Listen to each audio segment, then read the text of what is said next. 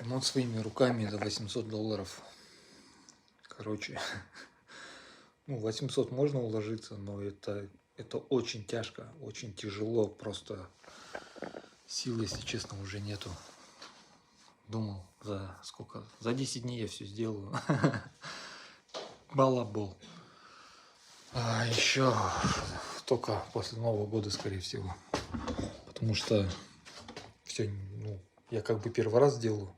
И вся моя проблема заключается в том, что нету последовательности. То есть у меня все навалилось на одно, и из-за этого очень тяжко.